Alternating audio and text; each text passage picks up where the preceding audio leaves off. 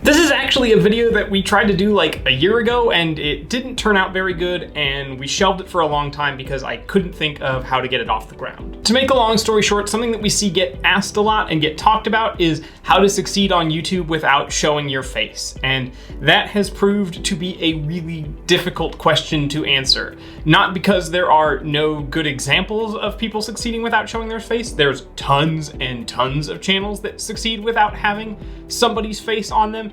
It's because the question is really open-ended and not really the question that anyone should be asking. Like, that question is so wide and there's so many good examples that basically you just end up saying, well, you have to have really good content and not show your face. And if you do that, then you'll have done good content without showing your face. So that discussion sort of ends up devolving into like, well, this is what other people have done. Here's ways that you can freeboot video or use royalty-free video, which is sort of just like turning the conversation into how to not make a YouTube video but make a YouTube video, which is an option, I suppose. Like, if you don't want to appear on YouTube and you pay someone on Fiverr to appear on a video and then you just upload it, like, I guess you have sort of gotten around the problem, but that's not a very interesting answer. So rather than treating this as this one blanket thing that's way too overly broad, let's talk about the things you may or may not want to be in your video and how that can impact the kind of content that you make. Okay, so you sit down and you know that you definitely don't want to show your face. So what content do you make? Well, you've basically narrowed it down, not at all. There are so many things that you can do that really the sky's the limit. You're more asking at that point,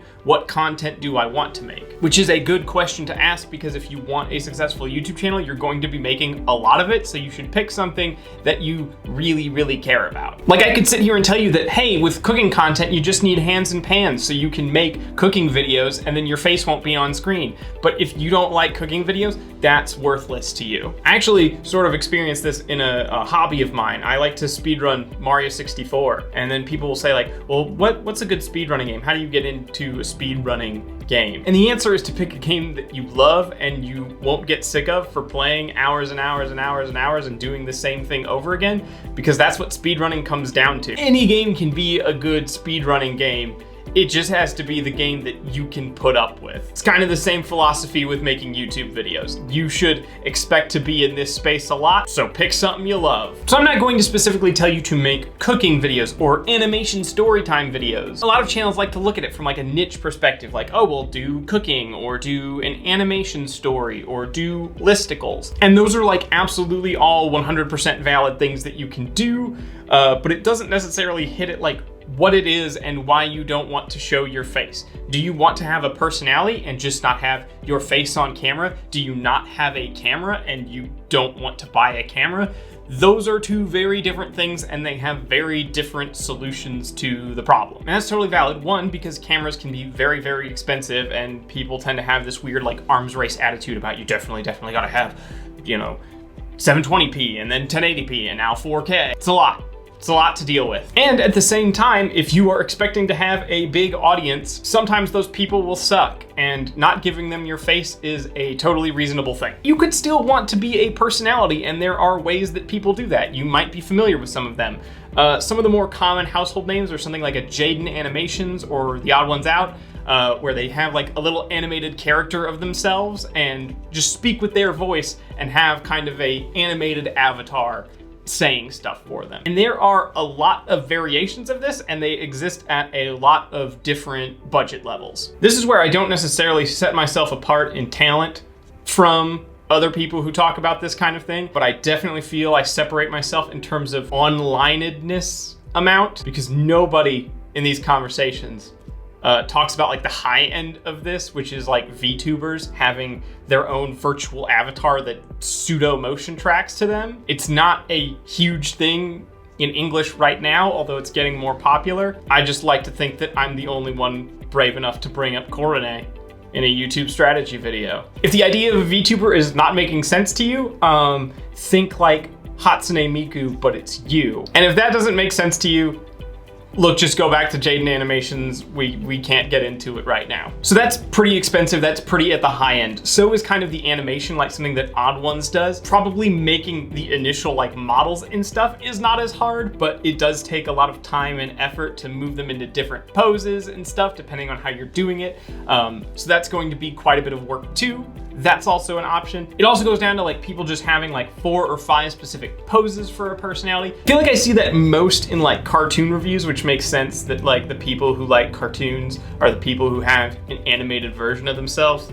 Like you go to like a Saber Spark and they'll have like a few different images and they cycle between them. They're not quite bespoke, but they're being used in different ways. I suppose a non-cartoon review related one, still kind of review related, is Illuminati. They don't do cartoon reviews. And at like the very low, cheap end of this, if you have a little bit of drawing ability, you could look up a tutorial on YouTube about like Discord overlay reactive images and then do your stuff through OBS and you could get it that way. That one's actually easy enough that I can get out some digital crayons and just show that one. So let's just show that one. All right, so I had to go to my home setup for this.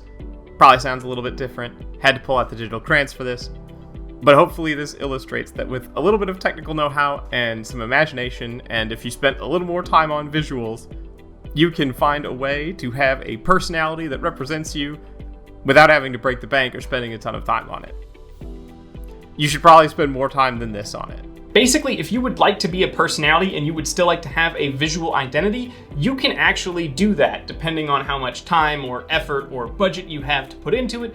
There are ways to appear visually without showing your face. If you want to do this type of content that typically has somebody in front of a camera, there's probably a way to do it. It might not always be easy or convenient, but there is pretty much always a way to give yourself some kind of visual representation. As a final thought on having a visual representation of yourself, you can also do something physical like a puppet. The Craftsman Steady Craftin' does this. There's also somebody who's commented on our channel before, which is the Dennis Ball Show, in which we have a talking tennis ball, try and get people to laugh with dad jokes, which is pretty rad. Also, you don't have to show your face unless you're the tennis ball.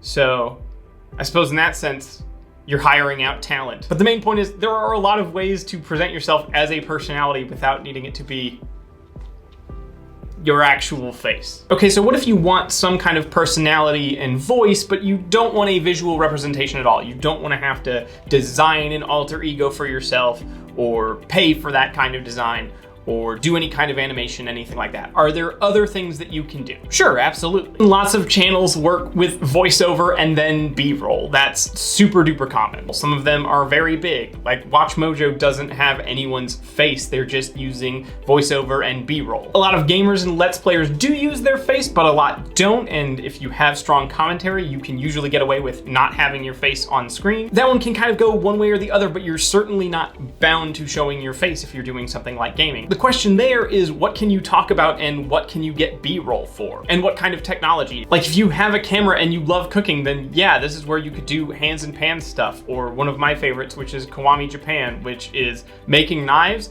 out of substances you should not make knives out of, like milk and jello and underpants. Basically, as long as you can get access to interesting B-roll footage and then you have something interesting to say on top of it, you stand a chance at success on YouTube. Again, this can run the gamut. This can be a lot of different things at a lot of different levels of effort and budget. At the height of this might be something like Kyrgyzstan,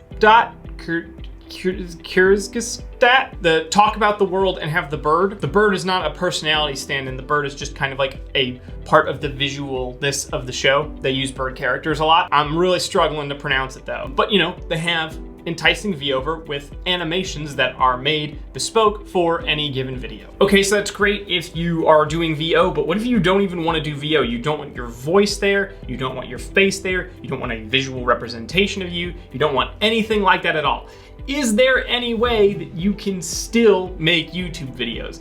And again, absolutely, you might have to be a little bit more creative with it and you might be up against more limitations, but this is 100% something that you can do and people have done. First off, depending on what kind of equipment you have, you don't necessarily have to have voice or language. You can just make good audio visual things so they look nice and they sound nice and people would like to watch them and listen and experience them. When I talk about having a nice audio visual experience, I'm using that pretty loosely. Let's say that you are a motocross driver and you do like motocross races. I don't love the sound of like an engine and I don't find the visuals of motocross super exciting. But if you like had like a GoPro of you during the race and you had like the hum of the engine, that could be pretty cool. And then maybe you could get like a little bit of royalty-free music there too, or something just to like spice it up a little bit. That one doesn't require any voice, doesn't require any face. You don't have to be a personality of any kind. It does require a camera, which can be a little bit prohibitive. Can you do this without a camera?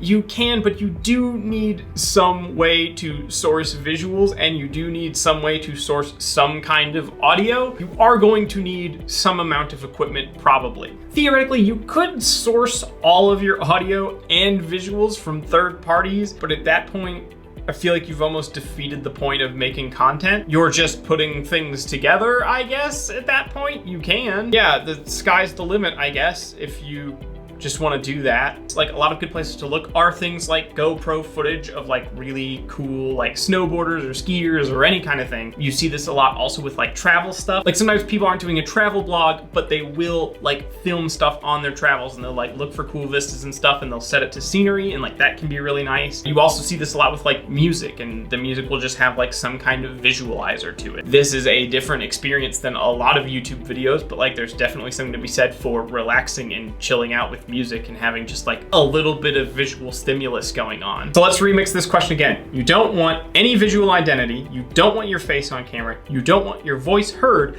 but you do want to have some kind of personality, which is arguably more difficult than just having no personality at all at that point. Can you still make videos that way? You can.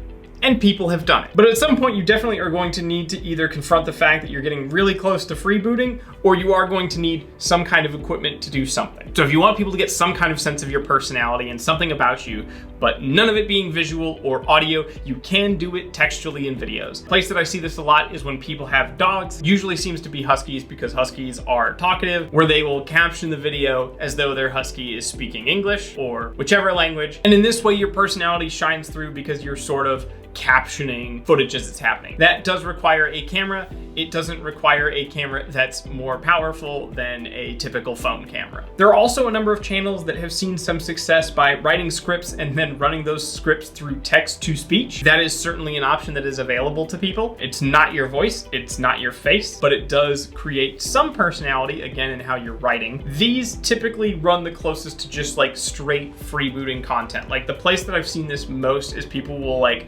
take things from like Reddit's revenge subreddit, relationship subreddit, take those stories and run them through text to speech and have the story up on screen and just text to speech narrating it out. Or people will take news stories and then clip out the commentary and then just put in a text-to-speech summary of what you're about to see. And it'll be like a robot, so it'll be like, you won't believe what happened when these people found this dog under the subway. And then you'll just see like the footage of the people finding the dog under the subway. So hopefully this illustrates that there is a huge variety of content in which people never ever show their face, and there are a lot of goals that are still achieved. People still have visual identities about them. You can find fan art of people who have never shown their face, but they have some character representation of themselves that works as a proxy. If you don't even want that, VO is still like a totally valid option, and as long as you can get video from somewhere about the thing that you want to talk about, you can just talk about it. At the risk of sounding hackneyed, the only limits are your imagination. No matter what tech level you have and what kind of budget you have, there is always some way to create YouTube videos. And I hope, if nothing else, that's something that I can impart upon you. It's not about finding a specific niche where this thing is done, and it's not about finding this specific technology or sourcing this exact thing that's going to make a video succeed. Those are still mostly going to come from you having good content that you programmed out reasonably well. Generally speaking, you don't need to surrender an idea outright because you don't want to show your face or for some other technological reason. You might have to make some difficult choices and some difficult compromises, but there is usually a solution. Hopefully this has provided you with a number of examples that people have gotten around the question of how not to show their face, but still create a lot of successful content. And with that, thank you so much for watching. Be sure to check out our other videos on audience development. If you like this video, leave a like to let us know that you'd like to see more things like this in the future. And if you haven't already, subscribe to Little Monster Media for more videos on audience development every single week. See you next time.